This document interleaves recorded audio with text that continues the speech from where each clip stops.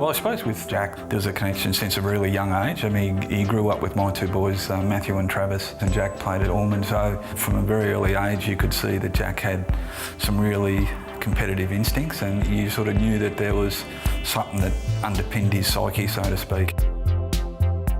When he was playing junior footy, he was probably one of those kids that wasn't overly confident, and I think it probably wasn't until he got to about 16 where he started to have his big growth spurt and started to put on some muscle that he really understood how to use the abilities that he had and his strength. And I think that comes out in just how he goes about what he does. He's ultra competitive, hates to lose against people. When he tackles people, they know they're tackled, those sort of things, and I think he's playing to his advantages. But he wasn't always like that. I think it took him a while to work out that, gee, I can do something with the attributes I've got. So I was at the top age year of Sandy Dragons in the TAC Cup, and that's when everyone sort of wants to get drafted. That's the plan. But I didn't get drafted then, and then I played 2 years in the VFL with Williamstown. Always hoping that, you know, if he was able to come good, that he'd get another opportunity. He had a couple of hip operations that he had to get over, and Williamstown were really patient with him and gave him the time to get over that. And then he had a really good final series in 2012 where he played against a lot of the good VFL forwards and did very well. That was obviously what Collingwood, and I suspect a couple of other clubs, saw as well, and were prepared to give him an opportunity. We follow Jack, you know, through all the national pathways through Sandringham and Vic Metro and so on. You know, obviously from a talent perspective, but also from having known, you know, the family, you know, through school and local footy clubs as well. So it's from that side of things, it was really pleasing to be able to bring Jack in the 2013 rookie draft. The day I got drafted, I remember our house was actually flooded. One of the pipes upstairs had leaked and it came down through the roofs and everything was drenched, so we had to move out for a couple of months, I think, and I was sitting in this little apartment with Mum next to the laptop because that's how the rookie draft's shown. And it was getting pretty late in the rookie draft and I was getting pretty scared, and so was Mum because she'd been through it and obviously she didn't want to see her son go through it again. Oh, it was horrible because you know, I've been through, I think, 3 where we'd sat down with Sam, where we thought he would go, and just not seeing their name come up year after year after year. Derek had sort of phoned and hinted that they were looking at him, and it was getting really low in the rookie draft, and I thought, God, don't let us miss all this time and then miss a rookie draft as well. My name popped up and Mum was ecstatic and I didn't really know what to feel because, you know, I'd been waiting for so long.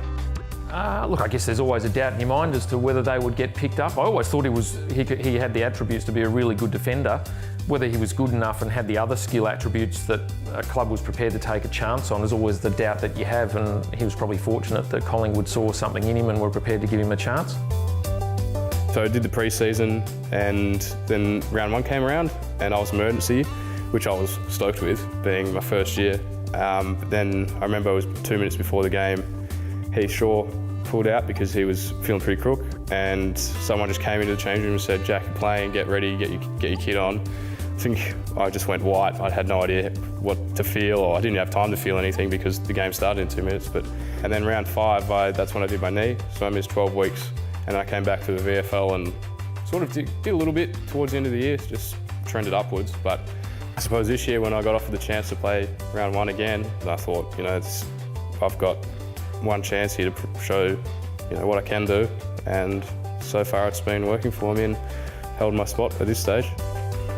From our side of things, he's had a bit of a rough entry into the AFL because he's had substantial injuries and a series of challenges that he's had to get over. He's clearly got a lot of support from David and Wendy and the family. But to Jack's credit, he's been able to get through all of that, and you know, even if you look at his brief time at Collingwood, that, you know, he's had, you know, some periods of time where he's been confronted with injuries and he showed a real level of resilience. So from my side of things and obviously the club, we're just really pleased that he's starting to see a bit of daylight. Yeah, it's been a different build-up than a lot of players, I think. Late in the rookie draft, saw an opportunity to put his best foot forward, trained really hard. As we've mentioned, he's a character who likes to to better himself every time he goes on the training track. He made a focus of training on Travis Cloak and Jesse White, played, really good players to learn as much as he could. He's built that. He's a confident kid. In his mind, I think he gets reward for actually executing things that he's learning. So he does it on the training track. It confirms to himself that that's the way to go about it. And at this stage, he's been bringing it out on the track and in games. So he's just built that. I think he's building that belief, and all credit has to go to him because he takes everything on board and tries to execute as best he can. That was just from my first game. They presented these to all the people who debuted that year, so I think I debuted with, round one was Josh Thomas, Sam Dwyer, Quinn Lynch and Jordan Russell, so there was a few of us. Absolutely amazed how quickly it's snowballed. Like they say about famous people, that it's overnight success. There's no overnight success. He's been driven to training and going 4 or 5 times a week. It's been a long, hard haul, especially missing out for a couple of years. That really tested his character.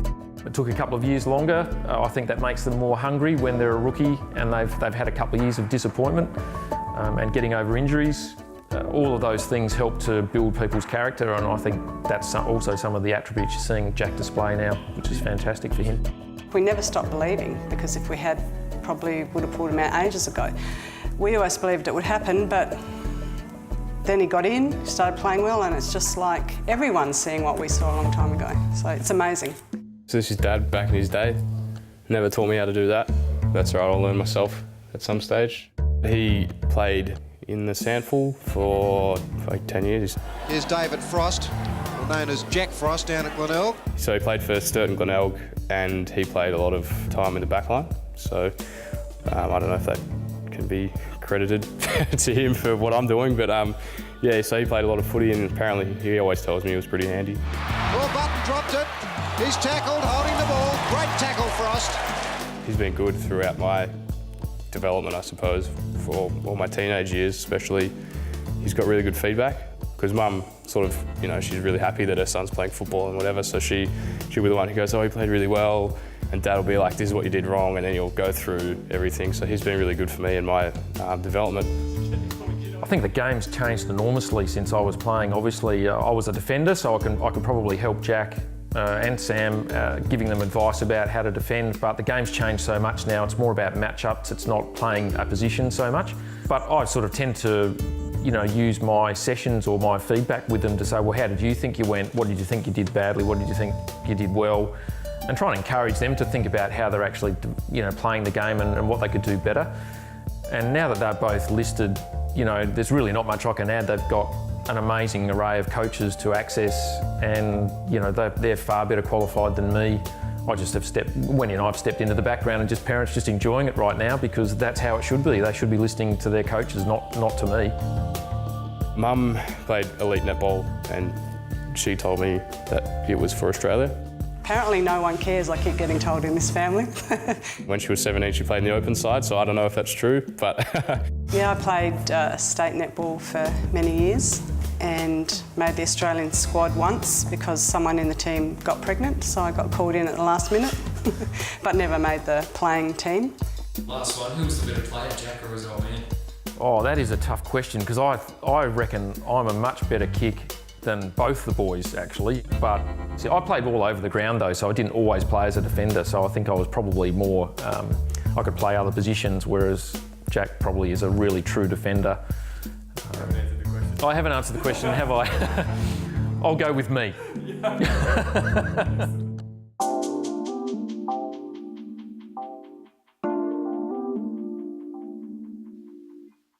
So at the start of the year, in the start of pre-season, we got assigned to a duty of care group, so it's like 4 or 5 people with a certain coach, obviously related to your area, and I got put with Ben Hart. Last year I didn't really have much to do with Ben, but this year I think it's helped my football a huge amount, because not only was he a gun back in his day, All-Australian for the first 2 years that he was playing, but his knowledge and also his personality. I think that him and I have a very similar personality. He's relaxed, he likes to muck around, have fun. He's serious when he needs to be, but we get along really well, and that's gone a long way to my football and improving so much this year, I think, because I just learned so much off him, and because we can spend a lot of time together and we don't clash horns or anything like that, it's been really good for me. Yeah, well, Frosty and I, he's in my DOC group now, with my duty of care group, as much as being in the back line as well. So yeah, we get on really well. We're similar people in a way. We're pretty relaxed and we're pretty, we love life. And we also understand the necessity for something outside of footy as well. And he's got that. He's a man who certainly enjoys his own time as much as his time at the footy club.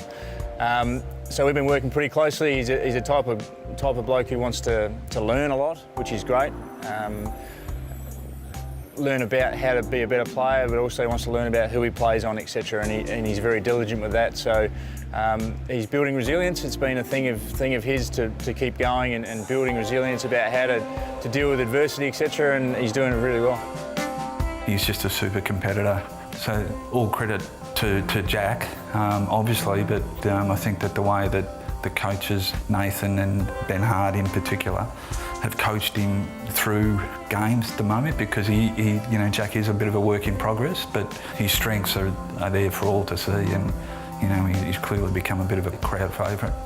I suppose with rookies you get 1 year, that's your contract, so you've got 1 year to sort of impress or do enough to get you through to the next year. So my mindset was, Collingwood's offered me this chance and I'm going to do everything I can to stay here and grab it with both hands, I suppose. I reflect a fair bit because I think that if you want to go forward, you've got to look at where you've come from. So I do think about the people that I've played on, but it's more so the fact that what I've learnt from the people that I've played on, so I can try and use everything that I've learnt to go forward. So, some people come up and say, oh, you've played on this person, you played on this person, you did pretty well, but to me it's not really about that, it's more just what I've learnt and try and use that as best as I can for the next opponent that I play on.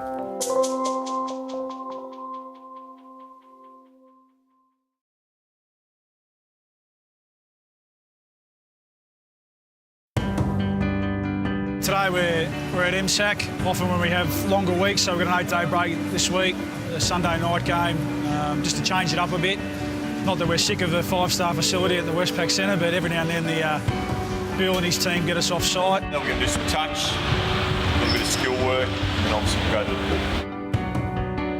pool. Big day for the players yesterday to review the game from the weekend. Today's more a recovery day. We've put aside pretty much most of the stuff from the weekend's game yesterday. Today's a day for the players to get their bodies right for the upcoming week. We've got an 8-day break this week, so we can take advantage of that, get the players physically in good shape for a launch on Carlton this week. We have yellow balls going up and down the lines and red balls going across. So 3 different drills that we're going to do. Recovery starts to become pretty important. We've come off 2 6-day breaks in a row, which can be a bit of a throwaway line at times, but most of the boys were pretty sore after the Hawthorn game. It was a pretty physical game as well, so, and obviously a disappointing result, so we're pretty keen to bounce back next Sunday, and a lot of it in the early part of the week is about getting your body fresh again. We learned a lot from the Hawthorn game, a lot about the way we wanted to play and also how they exposed us to certain situations. It was a really good learning curve for us, and we've got to play them later in the season, so it's always good to get those lessons before we play them next time. Mentally, to move on quickly to the next game is really important, so we give them a really clear understanding of where we need to improve, and they can start really being positive about preparing for Carlton. We had a really good look at the areas where we let ourselves down. I think that the common thread was for 85–90% of the game we were reasonable, but it's that 10 or 15% that we're missing, probably each on an individual basis, and then also as a team. Reviewed it really strongly yesterday, put that to bed, and now we look forward and, as I said, have a good training session tomorrow and start looking at Carlton. We have to win if we want to play finals this week. 2 in a row we've dropped. You just can't afford to do that in the competition the way it is. It's so tight at the top, so we've got to make sure we win this week, and also just for players' confidence to get back on track. Carlton are coming off a disappointing loss this week, as we saw against GWS, so it's that sort of competition where if you don't get focused for the next week, you can get beaten. We're a very young team. It probably gets overlooked at times. Probably our back line, in particular over the last few weeks, has been, it's been showing how young they are in terms of experience and games played. So we've obviously had a few senior guys out, but it's given these sort of guys fantastic experience. Frosty and Tommy Langdon and these sort of guys on big stages against really good teams. That'll only hold us in good stead coming into the back half of the year, but I guess first things first, you've got to win enough games to get there. We need to get back on the winners list, and what better chance, what better opportunity than this week against our old rival in Carlton.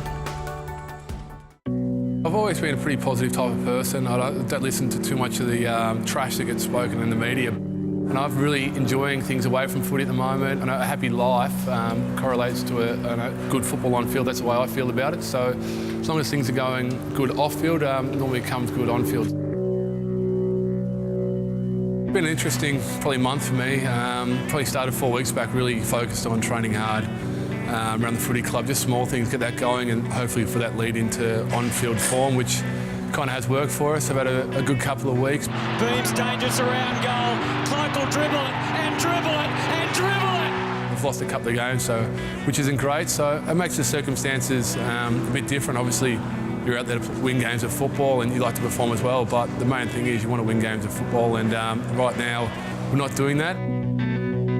You got to do what you can do on the day, and there are 2 games we're not going to get back now, and there are 2 more losses that are pretty frustrating going into the second half of the season. 9 games to go to the finals. You need to win as many as you can. Massive rivalry. Carlton's huge. Obviously Mick and Daisy are there, but it's not necessarily that anymore. It's not about the opposition we're playing. It's about getting our season back on track, really winning a game of football. It's been a while since we've had that feeling, and yeah, it's going to be a personal thing. We want to win a game of football. We don't care who we play against. It does become frustrating to lose, but you need to be winning games of football coming into the second half, and Carlton are the side in our way at the moment, and at the same thing, they're pretty frustrated the way they've gone. So it's going to be a great game. Sunday night, 7:10. It's an unusual time slot, but we'll see how we go. Travis Cloak's kick is coming back. It's coming back for a goal. Look what it means to him. Look what it means to the Pies. The club's membership team has just released a 3-game blockbuster membership, which includes a pie and a Coke at all 3 games. Attend this Sunday's match against Carlton, round 19 against Port Adelaide, and round 23 against Hawthorn for just $155. Have a pie and a Coke on us and watch the Pies play in 3 massive matches this year. Head to membership.collingwoodfc.com.au for details.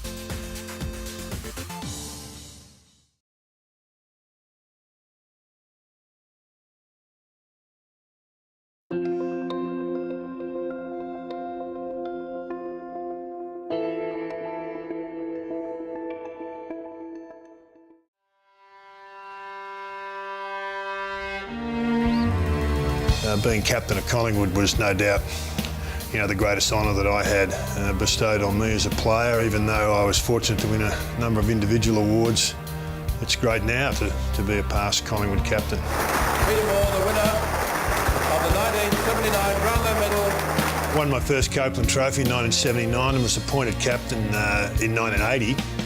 I succeeded Ray Shaw, and Ray was continuing to play. It was a great support to me in the role as captain.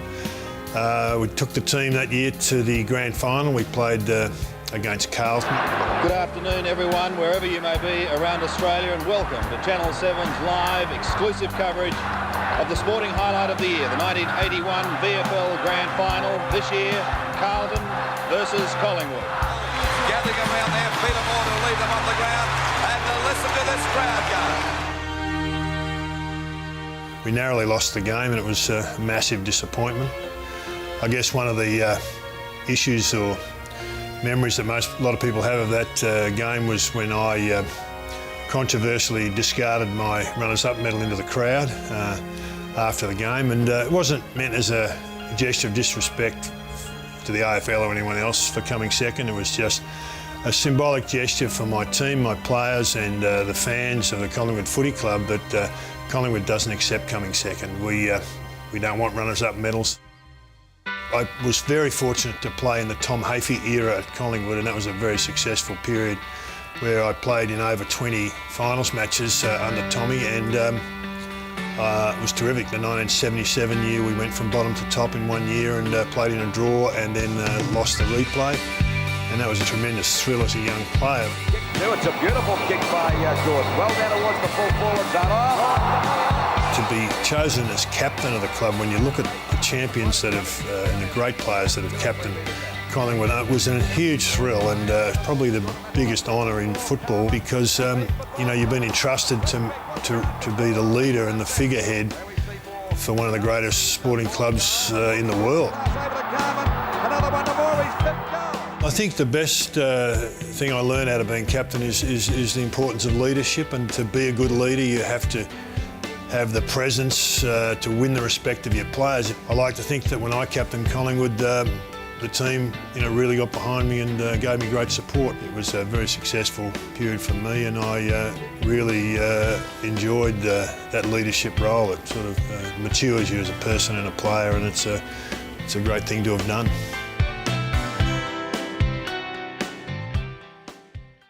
So this Sunday, Collingwood and Carlton will play off for the Peter Mac Cup. This year's the 22nd annual Peter Mac Cup, which is designed to raise awareness for the Peter MacCallum Cancer Centre and also raise vital funds. Collingwood is very proud to have been involved with Peter Mac for such a long period of time. So about 280 young people each year in Victoria are diagnosed with cancer, and our service at Peter Mac comes into contact with about half of those young people. So I'm the Medical Director of On Track at Peter Mac, the Victorian Adolescent Young Adult Cancer Service. This is a service that really tries to provide age-appropriate services for young people with cancer in the adult health sector. We are really trying to connect with the young person. When we look after particularly young guys with cancer, oftentimes they don't really want to talk at length with a social worker or a psychologist. Their physical identity is very important to them, and they really enjoy staying connected to the things they love. So we make a great effort to talk about things they're interested in and keep them connected to that. That includes football. Went to a few games this season, which has been good Nice. to see. Yeah, good to get out. Absolutely. Do some fun stuff with your mates, stay connected. Got a great view of the Geo. Yeah, I know, I can see it. Nice. March 2nd, yeah. I got told by Professor Chung, and then 4 days later we're starting chemo. So it's a quick process. You guys move quick. These young people are really incredible. So we see a whole array of different reactions. Every young person is distinct, is at their own place in their developmental progress, and needs an assessment and a help that is tailored to their situation. Peter Mac is world class. These guys are the best here, and I got the support from the On Track team, which was just incredible. Like, they navigated and supported me through finishing my uni stuff, liaising with Centrelink for me and helping me out with that sort of stuff. Peter Mac is incredibly important to the health sector in terms of cancer care. There's a number of really great programs run through Peter Mac that allow niche focus in cancer, and looking after young people with cancer is one of those. I love being a member of the Magpie Army. Because I'm part of one of the biggest sporting clubs in the world. I love sharing my dreams. There's over 1 million others that bleed black and white like me. And it's in my blood. This jumper makes me feel 10 feet tall. A packed MCG every week. Collingwood domination, envy of the nation.